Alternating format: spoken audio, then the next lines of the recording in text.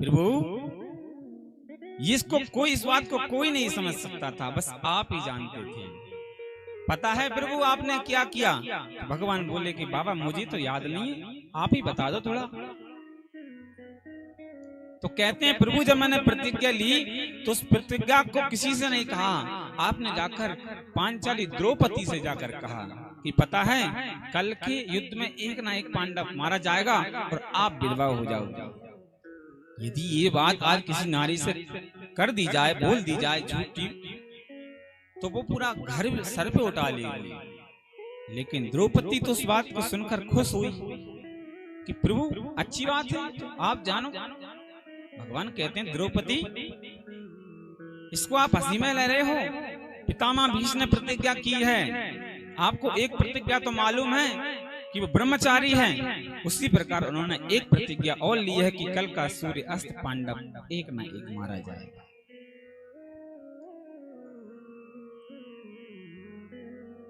तो द्रौपदी कहती हैं कि प्रभु इसकी चिंता हम क्यों करें, कि हमें चिंता नहीं उनकी, पर उन्हें चिंता हमारी है। हमारे प्राणों का रक्षक सुदर्शन चक्रधारी है। अरे प्रभु हम चिंता क्यों करें, क्योंकि हमारे प्राण तो आपके हवाले है, जीवन है तेरे हवारे मुरलिया वाले। जब प्रभु के हाथ में छोड़ दी है बागडोर तो फिक्र फिर क्या करना, कि मेरे सिर पर सीताराम फिक्र फिर क्या करना, मेरे सिर पर सीताराम फिक्र फिर क्या करना, मेरे सिर पर सीताराम फिक्र फिर क्या करना, क्या करना क्या करना क्या करना, फिक्र फिर क्या करना, ओ क्या करना क्या करना क्या करना क्या करना, फिक्र फिर क्या करना, मेरे सिर पर सीताराम फिक्र फिर क्या करना, मेरे सिर पर सीताराम फिक्र फिर क्या करना, बिगड़े बनेंगे काम फिक्र फिर क्या करना, बिगड़े बनेंगे काम फिक्र फिर क्या करना। ये है इंडिया के पुराने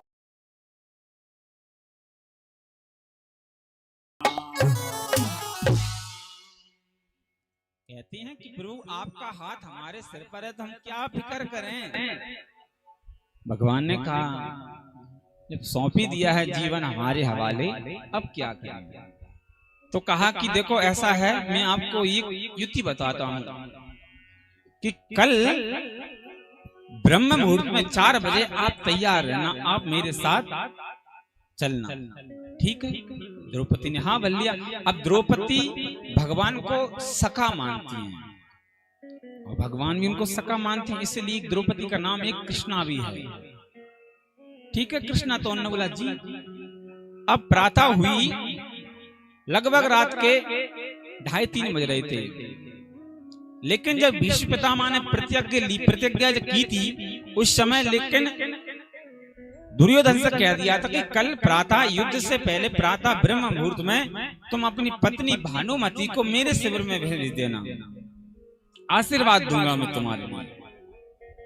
तो उसी समय भगवान जानते थे इस बात को कि भानुमति आएगी उस समय, लेकिन भगवान ने युक्ति बनाई कि उस समय में द्रौपदी को लेकर पहुंच जाऊंगा।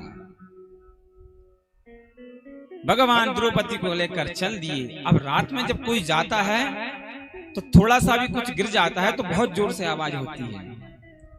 जब सुबह सुबह प्रातः में जा रहे थे तो द्रौपदी की चप्पल चट चट आवाज कर रही थी। भगवान ने वो द्रौपदी से कहा कि चप्पलों को निकालो। वो चप्पल निकलवा के भगवान ने अपने हाथ में ले ली और द्रौपदी को लेकर भीष्म पितामह की शिविर में पहुंच गए। अब शिविर के पास जैसे पहुंचे तो भगवान ने उनको समझा दिया कि आपको जाकर वहां कुछ नहीं बोलना है, कुछ भी नहीं कहना, बस बैठ जाना है, बस प्रणाम करना है जाकर के। जब बाबा अपने भजन पूजन से फ्री हो जाएं तब, ठीक है। जैसे शिविर के पास पहुंचे, द्वार पे पहुंचे, अब रात अंधेरी थी, सुबह सुबह अंधेरा रहता है 4 बजे तो उनके द्वारपाल ने पूछा कि आप कौन?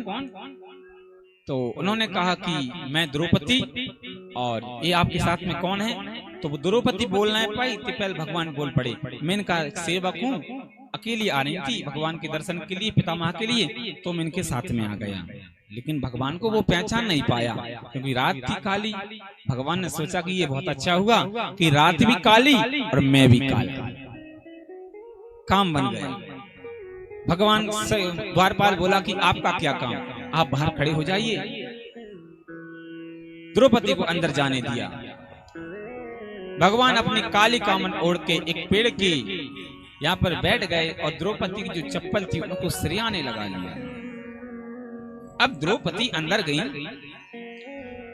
अंदर जाकर बाबा की पूजा पाठ से बाबा फ्री हुए तो द्रौपदी ने बोला कि बाबा प्रणाम। अब पितामह भीष्म ने सोचा कि दुर्योधन की पत्नी भानुमति आई है, मैंने जैसा बोला था। बाबा जैसे फ्री हुए, बाबा ने आंखें नहीं खोली और उन्होंने कहा कि बाबा प्रणाम। तो बाबा के मुख से निकला कि आशीर्वाद मुख से निकला, सौभाग्यवती हो भव बेटी, तेरे हाथों की मेहंदी का रंग कभी ना छूटे बेटी। आशीर्वाद ये देता हो तू वीर कुमारों वाली हो, वर देता हूँ तुझको बेटी, सिंदूर से मांग न खाली हो। जब बाबा ने कहा कि आशीर्वाद देता हूँ तेरे हाथों से मेहंदी का रंग कभी न छूटे, तू वीर कुमारों वाली हो, तेरी मांग कभी खाली ना हो, सूनी ना हो, भरी ही रहे, ऐसे मैं आशीर्वाद देता हूँ। क्योंकि अखंड बाल ब्रह्मचारी हैं तो जो देंगे वो सत्य होगा। अब जब ये आशीर्वाद दिया तो द्रौपदी को बड़ा आश्चर्य हुआ। कैसा हुआ कि इन्होंने तो प्रतिज्ञा की है कि कल के सूर्य अस्त एक ना एक पांडा मारा जाएगा।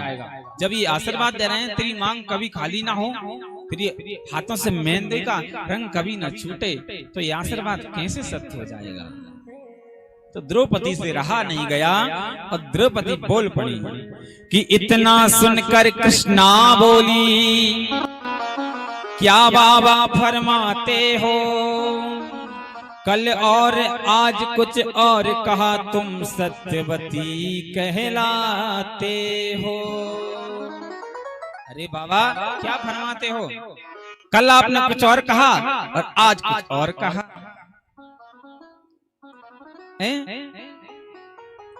मेरे 5 पतियों में से यदि एक भी मारा जाएगा, आशीर्वाद बाबा तेरा क्या झूठा नहीं कहलाएगा।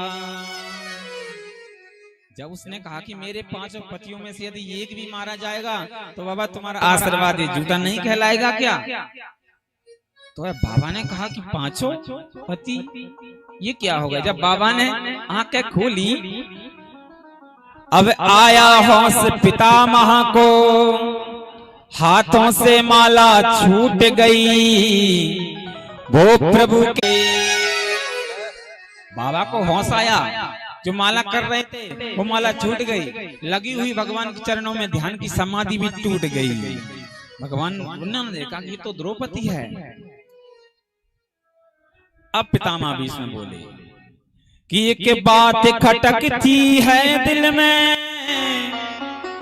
हैरान है जिसने कर डाला,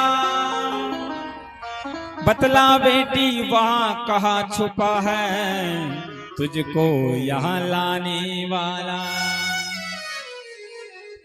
पितामह समझ गए कि यहाँ और कोई नहीं ला सकता द्रौपदी को, लाने वाला वो छलिया होगा और वो यहीं कहीं छुपा होगा। कुछ नहीं कहा द्रौपदी से, बस पूछा वो कहाँ छुपा है तुझको यहाँ लाने वाला। अब पितामह को कुछ नहीं बताया द्रौपदी ने।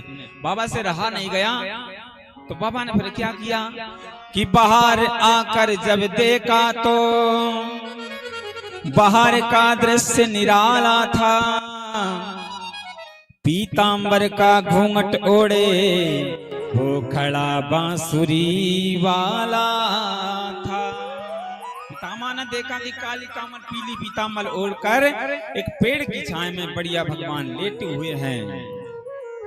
और देखा और तो और भगवान द्रौपदी की चप्पल को सिर से लगाए हुए। तो पितामह कहते हैं कि हे द्रुपद सुता मेरी बेटी, जाओ अब विजय तुम्हारी हो। पतियों का बाल न बाका हो, जब रक्षक कृष्ण मुरारे हो। जब रक्षक कृष्ण मुरारी हो। हे द्रौपदी, अब मैं कुछ नहीं कहूंगा, क्योंकि अब तुम्हारी विजय होगी, क्योंकि तुम्हारा रक्षक सुदर्शन चक्रधारी है। पितामह भीष्म भगवान को बता रहे हैं प्रभु कि जिस भक्त की बागडोर आप संभाल लेते हो, उस भक्त का कभी बाल ना बांका नहीं हो सकता।